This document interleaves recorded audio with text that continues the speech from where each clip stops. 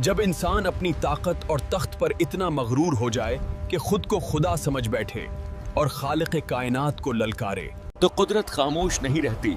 वो अपनी सबसे छोटी मखलूक से भी सबसे बड़े फखर को मट्टी में मिला देती है। ये कहानी है नमरूद की, जो बाबल की अजीम सुल्तनत का बेताज बादशाह था। इसका शहर सोने, चांदी और बेपनाह शान शौकत से चमकता था। जब वो अपने तख्त पर बैठता तो हजारों गुलाम, फौजी सालार और वजीर उसके सामने सजदे में गिर जाते थे। मैं खुदा हूँ, जिंदगी मैं देता हूँ और मौत भी मैं ही लेता हूँ। एक दिन निमरूद के दरबार में उसका सबसे बड़ा नजूमी आजर हाजिर हुआ। ऐ बादशाह, मैंने देखा है कि जल्द ही एक मर्द पैदा होगा जो आपके दीन को बातिल कर देगा। मैं हुक्म देता हूं कि जाओ, सब लोगों को बता दो कि मेरी सल्तनत में कोई मर्द अपनी औरत के करीब ना जाए। मगर अल्लाह का फैसला अटल था। इसी दौरान हजरत इब्राहीम अलैहिस्सलाम की वालिदा हामला हुई। हमल को छुपाना नामुमकिन होता जा रहा था, इसलिए जब विलादत का वक्त करीब आया तो वो एक गार में चली गईं।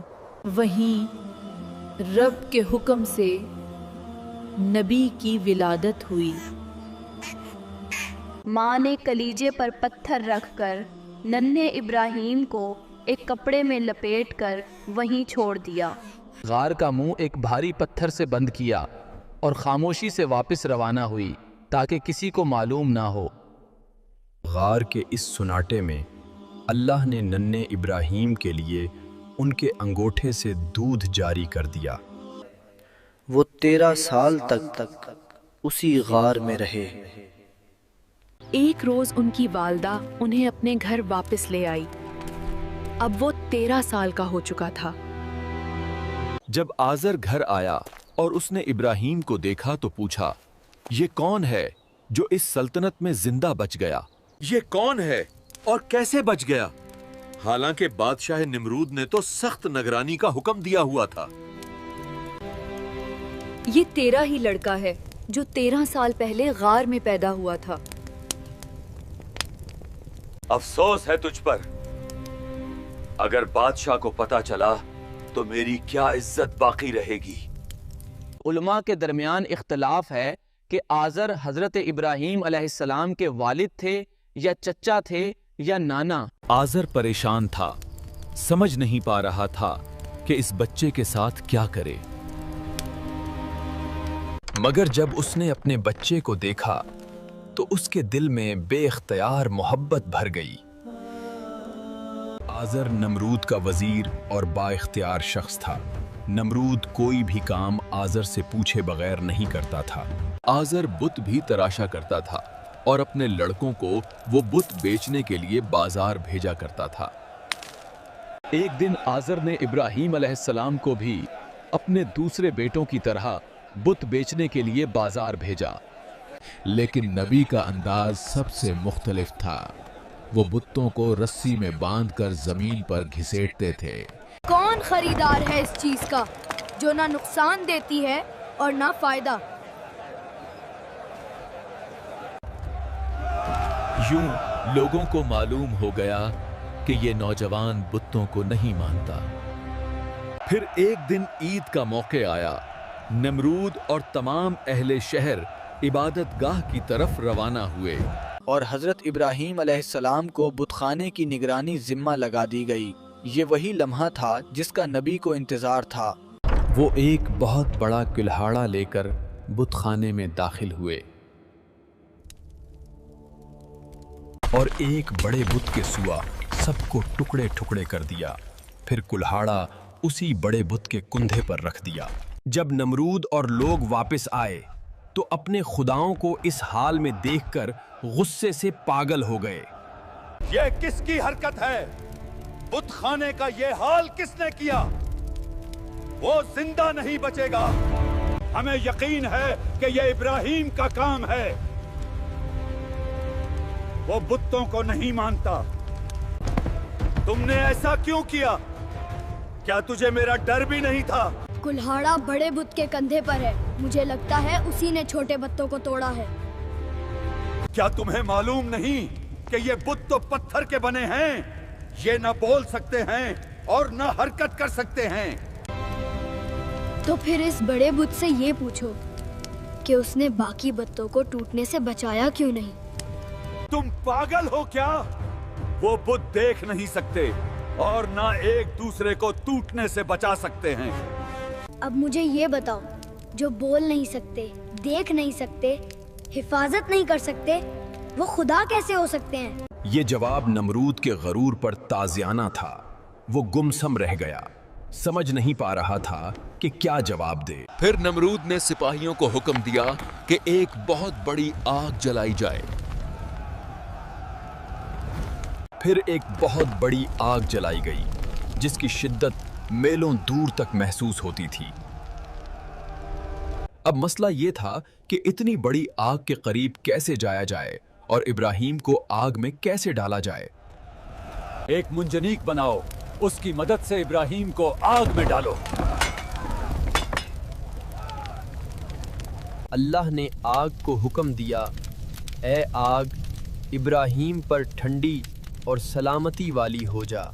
जब नमरूद ने ये मंजर देखा तो उसकी आंखें फटी रह गईं। ए इब्राहिम, तुम्हें आग ने क्यों नहीं जलाया? ये सब कैसे हुआ? नबी ने फरमाया, ये मेरे परवरदिगार की कुदरत है, जिसके लिए कुछ भी मुश्किल नहीं। वक्त गुजरता गया, मगर नमरूद ने फिर भी अल्लाह पर ईमान ना लाया, बल्कि खुद को खुदा समझता रहा। एक दिन नमरूद ने हजरत इब्राहीम अलैहिस्सलाम से पूछा, तुम्हारा खुदा कौन है? नबी ने फरमाया, मेरा रब वो है जो जिंदा करता है और मौत देता है। ए इब्राहिम, ये काम तो मैं भी कर सकता हूँ, फिर मुझे खुदा क्यों नहीं मानते? नमरूद का हुक्म है कि एक कैदी को मौत और दूसरे को आजाद किया जाए। ए इब्राहिम, देखा, मैंने एक को मार दिया और दूसरे को जिंदगी दे दी। नबी मुस्कुराकर जवाब देते हैं, अच्छा, मेरा रब तो सूरज को मशरक से निकालता है, अगर तुम खुदा हो तो मगरिब से निकाल कर दिखाओ। नमरूद ने कहा, अब मैं आसमान पर जाऊंगा और इब्राहिम के खुदा से लड़ूंगा। नमरूद ने अपने तमाम सिपाहियों को कहा, तुम तैयारी करो, हम हर सूरत इब्राहिम के खुदा से जंग करेंगे। इसने अपने सिपाहियों को एक ऐसी सवारी तैयार करने का हुक्म दिया जो आसमान तक पहुंच सके, और सिपाहियों को 3 दिन का वक्त दिया। अगर तैयार ना हुई तो सबको कत्ल कर दूंगा। मगर ऐसी सवारी तैयार करना जो आसमान तक पहुंच सके किसी के बस की बात ना थी। सब सिपाही परेशान थे, अगर सवारी तैयार ना हुई तो सबके सर कलम हो जाएंगे। 4 उकाब बांधो, ऊपर गोश्त लटकाओ, वो उड़ेंगे तो तख्त आसमान की तरफ उठेगा। नमरूद इस अबारी पर सवार होकर आसमान की तरफ रवाना हुआ। वो काफी बुलंदी तक गया, मगर उसे कहीं भी खुदा नजर नहीं आया। जब वो बहुत ज्यादा बुलंदी तक पहुंच गया तो उसने आसमान की तरफ एक तीर चलाया। अल्लाह ने एक फरिश्ते को हुक्म दिया कि तीर को खून आलोद करके वापस इसकी तरफ फेंक दे। ये देखो, मैंने खुदा को मार दिया, इब्राहिम के खुदा को मार दिया। ये उसके गरूर की आखिरी इंतहा थी। अब कुदरत ने जवाब देने का फैसला कर लिया था। एक दिन जब नमरूद अपनी अजीमुशान फौज के साथ निकला तो अल्लाह ने उसके मुकाबले में इंसानों का नहीं बल्कि मच्छरों का एक लश्कर भेजा।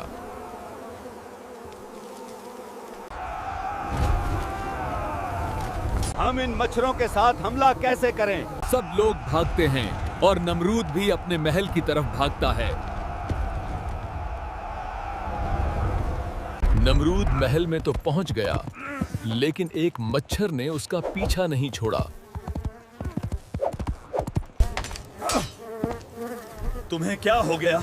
मेरा पीछा क्यों नहीं छोड़ रहे? और फिर अचानक वो मच्छर उसके नाक के सुराख से अंदर घुस गया। थोड़ी देर बाद उसे एक अजीब सा एहसास हुआ, जैसे किसी ने उसके सर के अंदर हथौड़ा मारा हो। मच्छर उसके दिमाग के अंदर गूंजता, फड़फड़ाता और हर लम्हा एक नई अजियत देता। नमरूद महल में दीवानावार भागता, दीवार से टकराता, फर्श पर गिरता। मेरे सर पर जूता मारो, जोर से मारो। और जब कोई जूते से उसके सर पर मारता तो नमरूद लम्हे भर को सुकून में आ जाता। लेकिन चंद लम्हों बाद वो अजियत दोबारा लौट आती। मच्छर फिर दिमाग में हरकत करता। दिन गुजरते गए। नमरूद की नींद, सुकून और गरूर सब मच्छर के एक वार से खत्म हो चुके थे। कभी सर्दी में नंगे पांव भागता, कभी फर्श पर तड़प कर चीखता। नमरूद अब अपनी सजा भुगत रहा था। सालों तक नमरूद इसी अजाब में मुब्तला रहा और उसका गुरूर खाक में मिल गया। एक दिन वो अपने ही हाथों से सर पेटते हुए गिर पड़ा।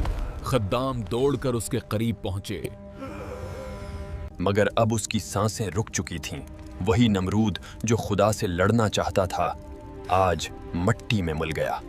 और यूं वो बादशाह जो खुद को खुदा कहता था, एक मच्छर के हाथों अंजाम को पहुंचा। ये अंजाम सिर्फ नमरूद का नहीं, बल्कि हर उस इंसान के लिए पैगाम है जो अपनी ताकत पर घुमंड करता है। इससे ये साबित हुआ कि गुरूर को मिटाने के लिए कभी-कभी एक मच्छर ही काफी होता है।